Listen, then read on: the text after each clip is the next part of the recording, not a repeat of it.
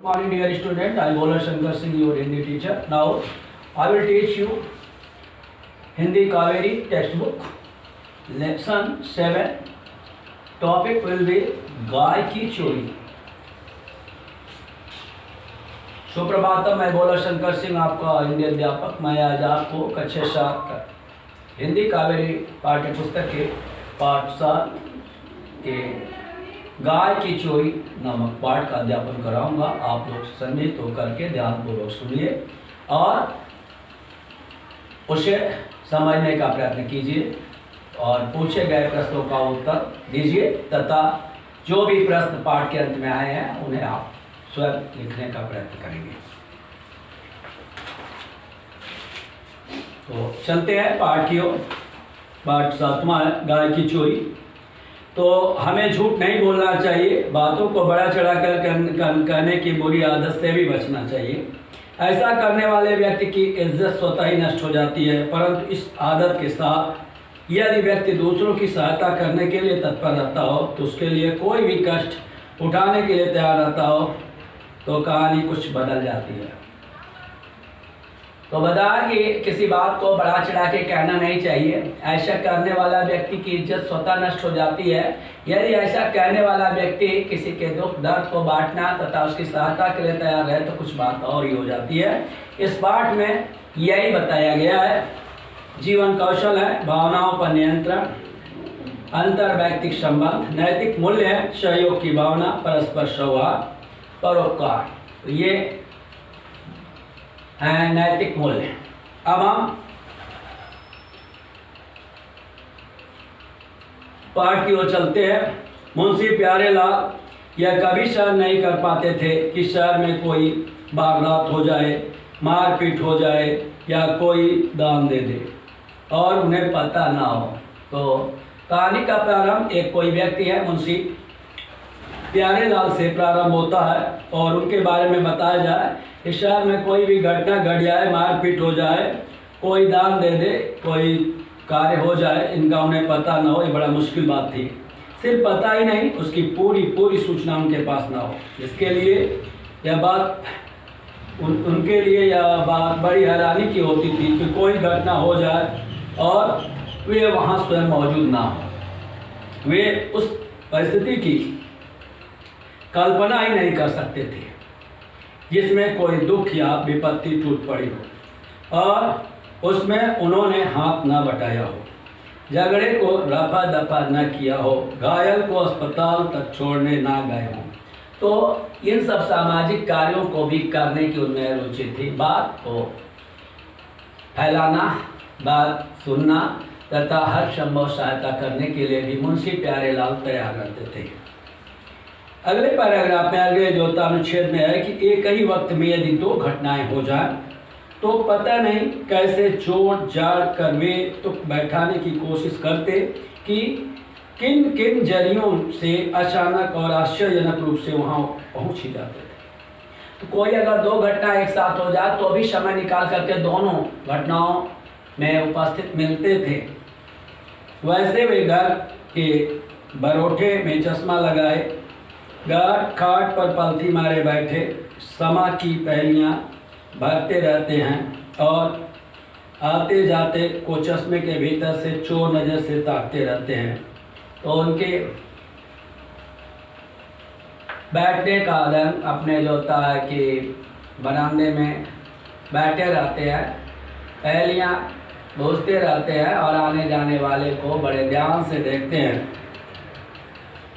पास के कटरे के बर्फ वाले शुक्लाल ने किसी बात पर अपनी पत्नी पर हाथ उठाया था। खबरें तो यहाँ बिजली की तरह फैलती हैं। डॉक्टर साहब मंडी से लौटे तो मुंशी जी से दुआबंदी हुई और बात चल पड़ी। मुंशी प्यारेलाल कह रहे थे, भाई यह बड़ा जुल्म है। इन लोगों की आदत ऐसी होती है कि 4 पैसे पास होते ही दिमाग साथ में आसमान पर चढ़ जाता है। सुक्कू ने बिना वजह अपनी औरत का सिर फोड़ दिया, वह अस्पताल में पड़ी। कब? अरे यही सवेरे, डॉक्टर साहब ने पूछा। कब? उन्होंने कहा यही सवेरे हुआ तो इत्तेफाक की बात थी कि मैं मुख्तार साहब से मिलने जा रहा था। बहुत दिनों से मुकदमे के कागजात उनके पास पड़े थे। रामनारायण के फाटक तक पहुंचा तो शोरगुल मचा हुआ था। शुक्लाल अपनी बीवी को गालियां दे रहा था। शुक्लाल क्या कर रहा था? अपनी बीवी को गालियां। भला बताइए, और जात से इस तरह पेश आना चाहिए। और बस गालियों के बाद उसने डंडा उठा लिया। मैं हक्का बक्का देखता रह गया। इतने में दर्शन जबरदस्ती किवाड़ खोलकर भीतर घुसा। दर्शन नाम का कोई नौकर या उनके लड़का रहा होगा। 4-6 डंडे उसके भी पड़ गए भाई। तब हमसे नहीं रहा गया। सब खड़े खड़े मुँह ताक रहे थे। मैं फिर हया शर्म छोड़कर भीतर घुस गया। शुक्ला किसी तरह बस में नहीं आता था, पर मेरी काठी का, मैं लंबी चौड़ी काठी का था, इसलिए मैंने उसको ढकेल करके पकड़कर बाहर ले आया। कहते कहते उन्होंने हसरत में अपनी बाहों पर निगाह डाली और बोले, फिर उसकी औरत को सीधे अस्पताल भिजवाया और सुखू को दर्शन के सुपुर्द करके लौटा। और जब कोई ऐसी घटना हो जाती जिसका वाकई उन्हें कोई पता न पहले से न चलता, तो अपना संबंध उससे शीघ्र ही ना जोड़ पाते, तो उन्हें ईमानदारी से पछतावा होता। फौरन निकल पड़ते इधर उधर वैश्यों की तरह घूमकर जो कुछ पता चलता मालूम कर लाते। बस तभी उनको संतोष होता। अगर कोई घटना उनकी जानकारी में ना हो और हो जाए तो उसके लिए बड़े बेचैन हो जाते थे और इधर उधर वैश्यों की तरह घूमते, और जब तक पता ना लगाते उनको चैन नहीं आती थी। कोई बात यदि मुंशी प्यारेलाल को पहले से मालूम हुई तो फिर उसका और भी अधिक प्रचार होता, क्योंकि वे तंबाकू वाले की दुकान से लेकर कोयला ठेकेदार के गोदाम तक और वकील साहब के नौकरों से लेकर के मुक्की कपड़े वाले की दुकान तक जो भी मिलता उससे चर्चा छेड़कर कुछ न कुछ जानने की कोशिश करते। फिर जितना मालूम होता उससे अपने से कुछ जोड़कर सुनाते जाते और आगे की बात मालूम करते जाते।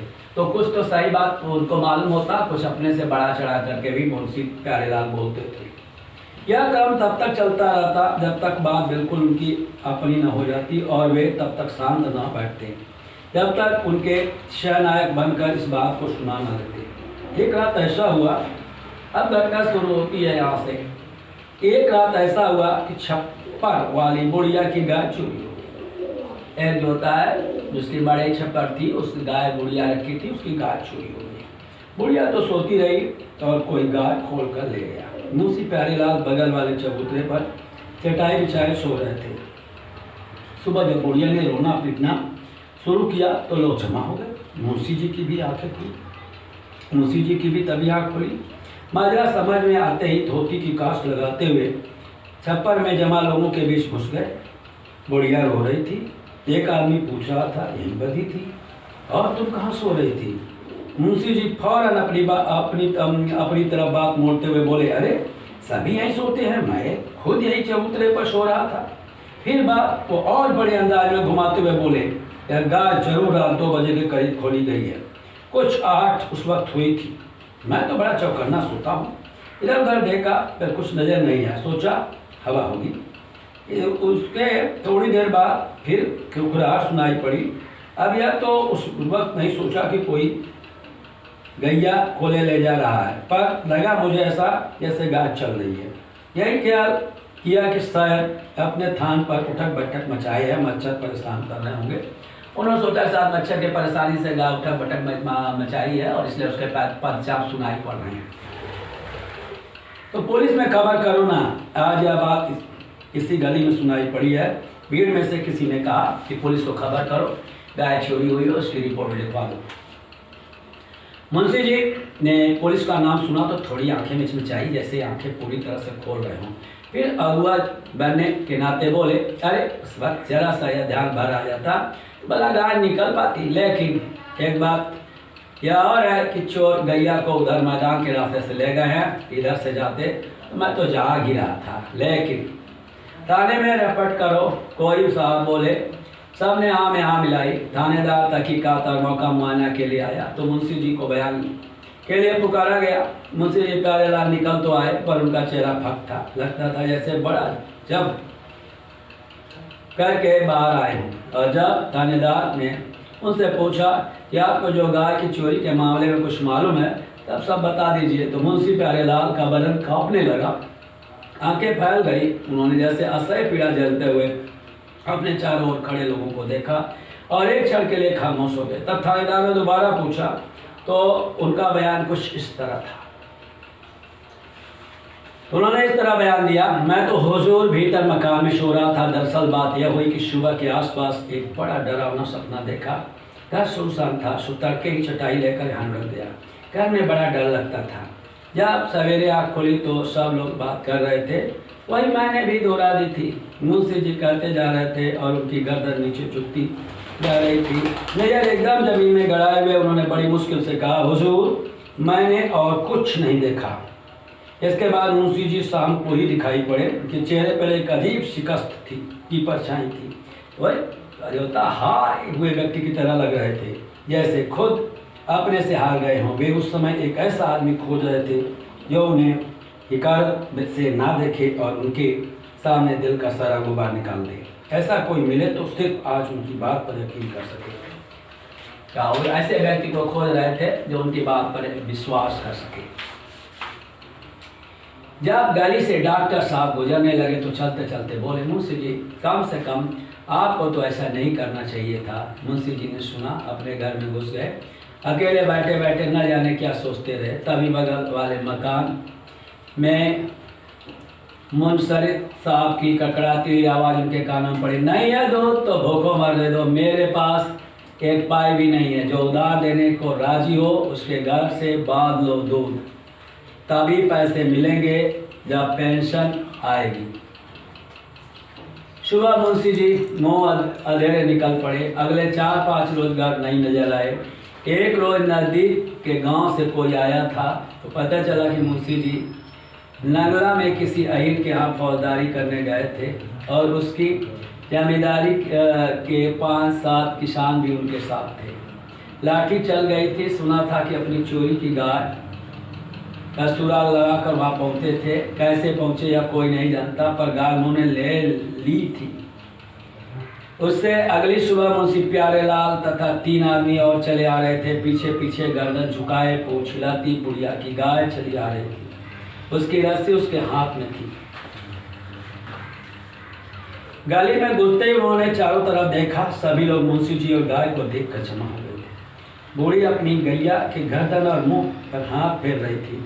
मुंशी प्यारेलाल लोगों की आंखों में विश्वास खोजते हुए बयान कर रहे थे, पुलिस वाला क्या कर सकती थी, मैं तो पहले ही जानता था।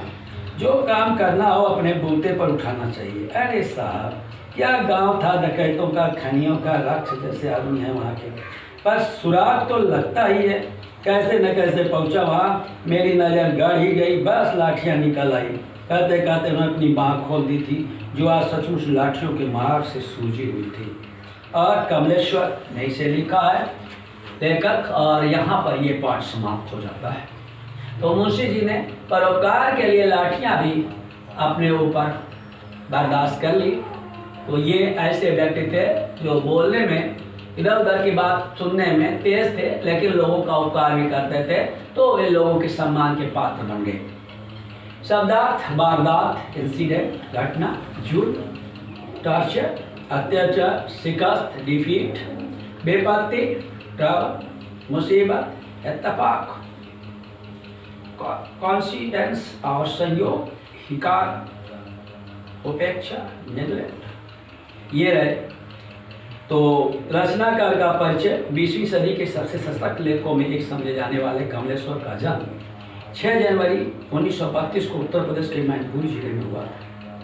कहानी, उपन्यास, पत्रकारिता, फिल्म, पटकथा जैसी अनेक विधाओं में उन्होंने अपनी लेखक प्रतिभा का परिचय दिया।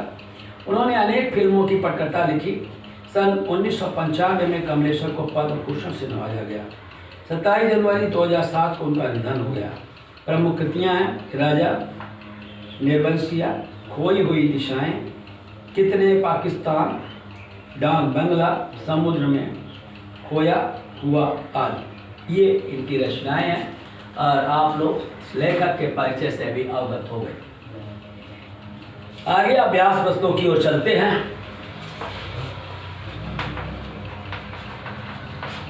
पहला है श्रुतलेख। सुनकर लिखने की बात है तो हम बोल देते हैं, आप लोग उसे सुन करके अपनी उत्तर पुस्तिका में लिखेंगे। हम आपको उच्चारण बता रहे हैं। दुआबंदी, सुपुर्द, खुरखुराहट, मुआयना, मुनसरित। तो ये रहे आपके शब्द जिन्हें आपको शुद्ध करके लिखना है। अब चलते हैं दूसरा प्रश्न, मौखिक प्रश्न की ओर।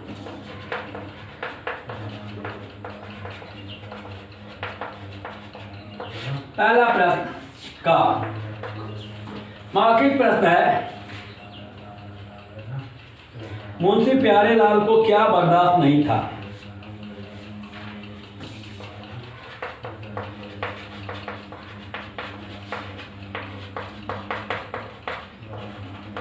मुंशी प्यारेलाल को क्या बर्दाश्त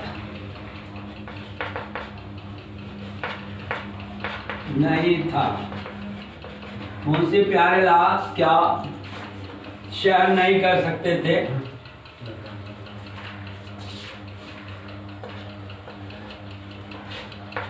तो उत्तर लिखेंगे, कोई घटना हो जाए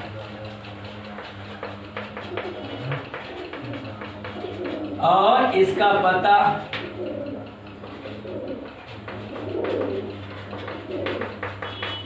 मुंशी प्यारेलाल को ना चले,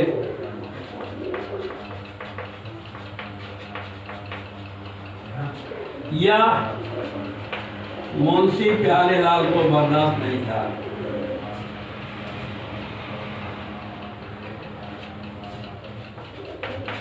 या मुंशी प्यारेलाल को बर्दाश्त नहीं था। मुंशी प्यारेलाल को ये कोई घटना हो जाए उसका पता न चले, या मुंशी प्यारेलाल को बर्दाश्त नहीं था। खा,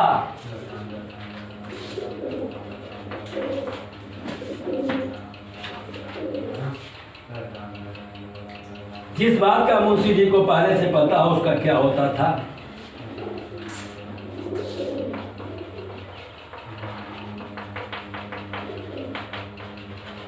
जिस बात का मुंशी प्यारेलाल को पहले पता हो उस बात का क्या होता था? तो उत्तर हो जाएगा कि जिस बात का पता मुंशी प्यारेलाल को पूर्व पहले हो जाता था उसका बहुत अधिक प्रचार हो जाता था। जिस बात का मुंशी प्यारेलाल को पहले पता होता था उसका बहुत अधिक प्रचार हो जाता था।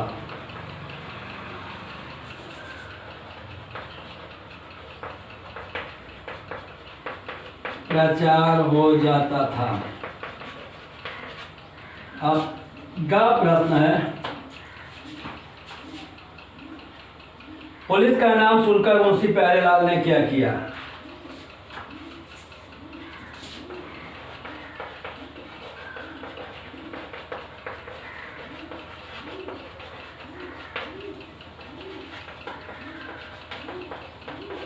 मुंशी प्यारेलाल ने क्या किया?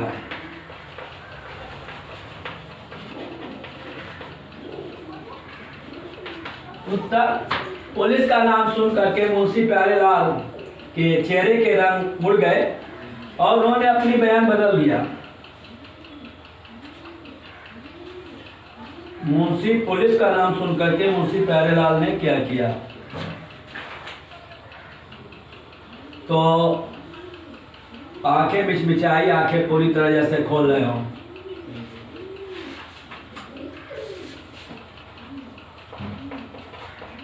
उन्होंने अपनी आंखें मिचमिचाई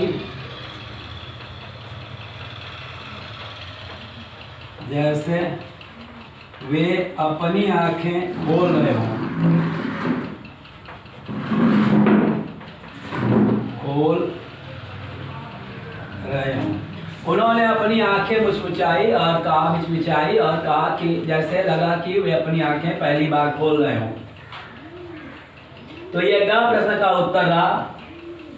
क प्रश्न का उत्तर है कि कोई घटना हो जाए और मुंशी प्यारेलाल को पता ना चले या इनके लिए थोड़ा सा जो परेशानी की बात होती है उसे बर्दाश्त नहीं कर पाते। दूसरा है जिस बात का मुंशी प्यारेलाल को पता हो जाता उसका बहुत प्रचार कर देते थे।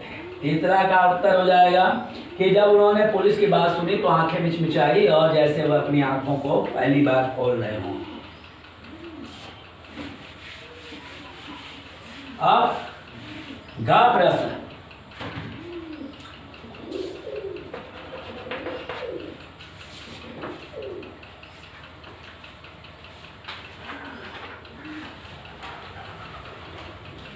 जब थानेदार ने मुंशी जी को बयान के लिए पुकारा तो उनकी हालत कैसी हो गई?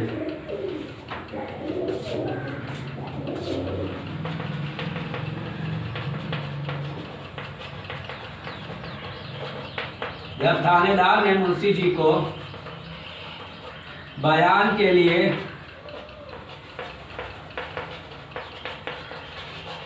पुकारा तो उनकी हालत कैसी हो गई?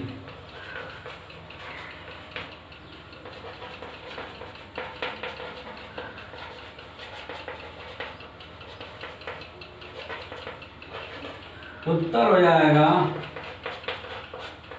कि उनके चेहरे के रंग उड़ गए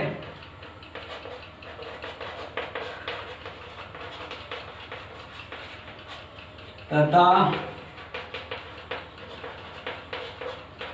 उन्होंने अपने बयान को बदल दिया।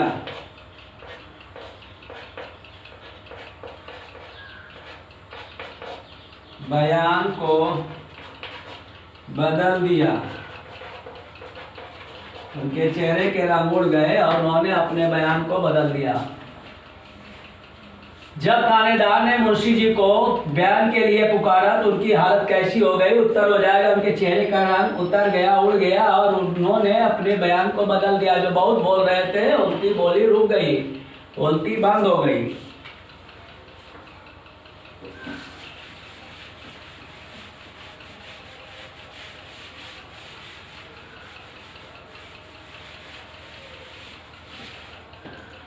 अब हम दूसरे प्रश्न की ओर तीसरे प्रश्न की ओर चलते हैं। ये पहला सूत्रलेख था, दूसरा मौखिक था और तीसरा पाठ के अनुसार सही का चिन्ह लगाना है। तीसरा प्रश्न,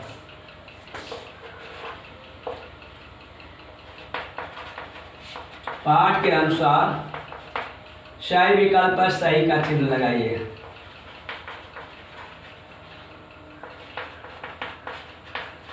पहला का है, का हम देखते हैं गाय चोरी हो गई, किसकी? उत्तर सही है। इसमें मुंशी जी, सुक्खू, बुढ़िया और डॉक्टर साहब की, तो बुढ़िया। उत्तर सही है बुढ़िया की।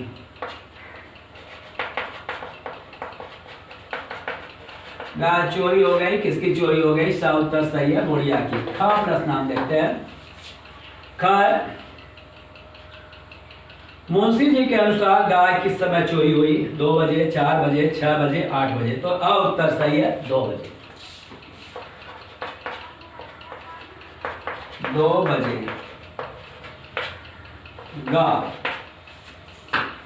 गा, इसे देखकर मुंशी जी ने अपना बयान बदल दिया। इसे देख करके किसको? पुलिस को। उत्तर सही है पुलिस को। पुलिस को देखा अपना बयान बदल दिया। जो बहुत बयानबाजी कर रहे थे बोले ही नहीं, और जो बोले वो गलत बोले। और किसकी बाह में लाठियों की मार से, किसकी बाह लाठियों की मार से सूजी हुई थी? तो उत्तर सही है मुंशी जी की, डॉक्टर की, सुक्खू की, बुढ़िया की। तो उत्तर सही है मुंशी जी की।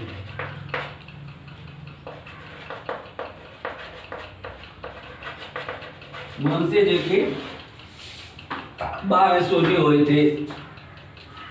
दोनों ने उनके साथ जो लठैत थे और मुंशी जी ने लाठियों से जो वहाँ युद्ध किया और इसके बाद गाय को छुड़ा कर ले आए।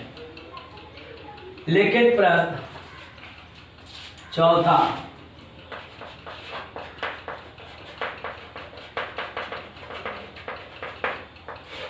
है लिखित प्रश्न।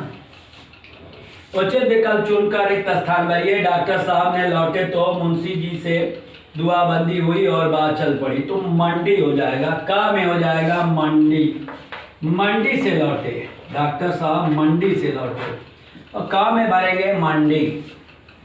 का है 4 पैसे पास होते हैं तो दिमाग 7वें पर चढ़ जाता है, तो 7वें के बाद आसमान हो जाएगा।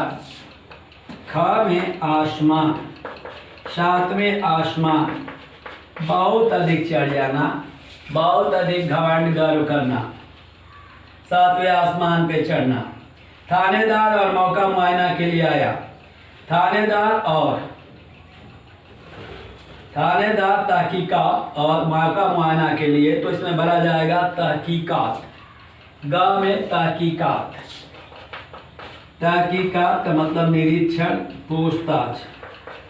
तहकीकात का मतलब पूछताछ के लिए, मौका मुआयना स्थान देखने के लिए आया।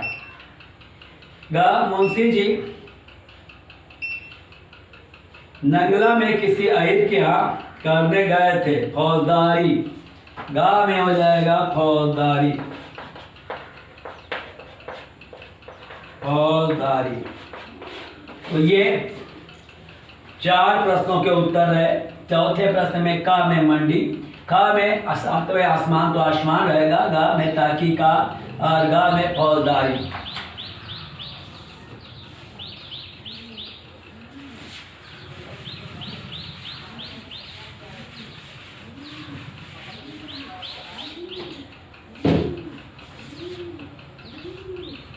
अब 5वां प्रश्न है, लिखित गद्यांश के आधार पर पूछे गए प्रश्नों के उत्तर लिखिए। पहले गद्यांश को हम पढ़ लेते हैं, फिर प्रश्नों का उत्तर हम आपको बताते हैं। आप लोग भी उसे ध्यानपूर्वक सुनिए। एक रात ऐसा हुआ, छप्पर वाली बुढ़िया की गाय चोरी हो गई। बुढ़िया तो सोती रही और कोई गाय खोल कर ले गया। बुढ़िया नींद में सो रही थी, कोई गाय खोल कर ले गया। मुंशी प्यारे लाल बगल वाले चबूतरे पर चटाई बिछाए सो रहे थे। मुंशी प्यारे लाल भी उस बगल में ही थे, ज़्यादा दूर नहीं थे, और चटाई बिछा करके चबूतरे पर सो रहे थे। सुबह जब बुढ़िया ने रोना पीटना शुरू किया तो लोग जमा हो गए। मुंशी जी की तभी आँख खुली और माजरा समझ में आते ही धोती की कांच लगाते हुए छप्पर में जमा लोगों के बीच में घुस गए। बुढ़िया रो रही थी और एक आदमी पूछ रहा था, यही बदी थी और तुम कहाँ सो रही थी। अब का प्रश्न है कि छप्पर वाली बुढ़िया का क्या चोरी हो गया, का प्रश्न। 5वां का हो गया, छप्पर वाली बुढ़िया की क्या चोरी हो गई। तो 5वां के का हो जाएगा, अ उत्तर हो जाएगा गाय।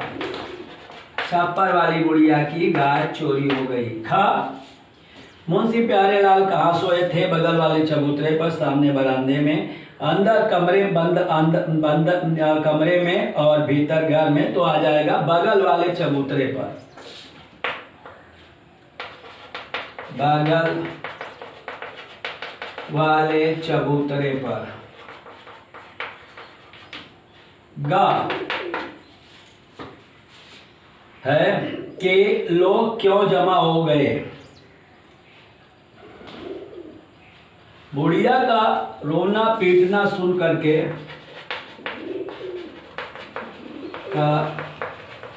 रोना पीटना सुनकर लोग जमा हो गए। और घा प्रश्न है, मुंशी जी भीड़ में कैसे पहुंचे। मुंशी जी धोती की कांच लगाते हुए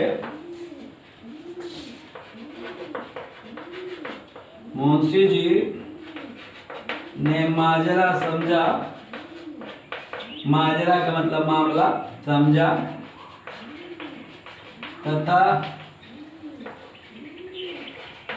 धोती की कांच लगाते हुए, धोती की कांच लगाते हुए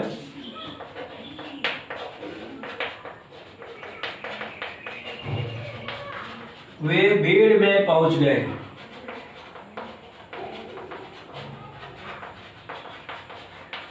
धोती की कांच लगाते हुए वे भीड़ में पहुंच गए। पांचवा का आ उत्तर सही है गा।